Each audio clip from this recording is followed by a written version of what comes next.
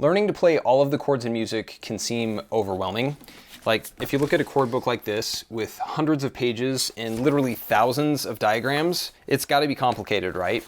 Though actually chords aren't that complex, despite the way it looks, because they're all based on consistent and predictable patterns. All chords are built using what are called tertian intervals, which means that they're basically played by combining major and minor thirds. For example, take the major chord, like this simple C major, and we play it by combining a major third interval from C to E with a minor third interval from E to G, and together notes C, E, and G sound nice as a C major chord.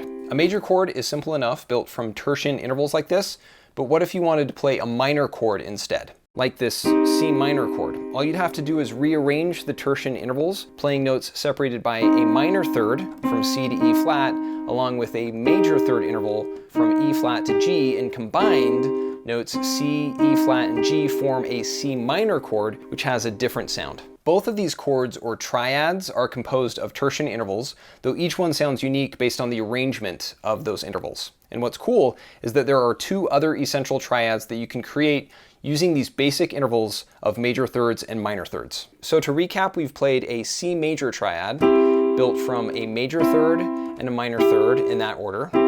We've also played a C minor triad formed from a minor third and a major third in that order to form a different sound. But we can also play what's called a diminished triad by removing the major third and instead combining two minor thirds like this, which sounds even weaker or more diminished than the minor chord. So that's the minor chord. Diminished sounds a little weaker. And then as a fourth option, we can also remove the minor third interval and play two major third intervals together to form what's called an augmented chord, which sounds sort of like the major chord, but augmented. Okay, so these are the four basic types of triads. Augmented, built from two major thirds. Major, built from a major third and a minor third. Minor, formed by a minor third and a major third. And then finally, diminished, made from two minor thirds.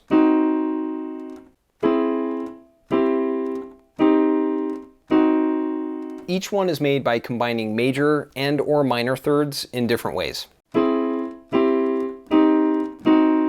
And by continuing to stack even more tertian intervals, you can build bigger and more complex chords like seventh chords and other extended chords that you see in books like this, but they're all basically founded on these four basic types of triads: augmented, major, minor, and diminished. And if you want to look at these diagrams at your own pace, then you can find them in my link tree.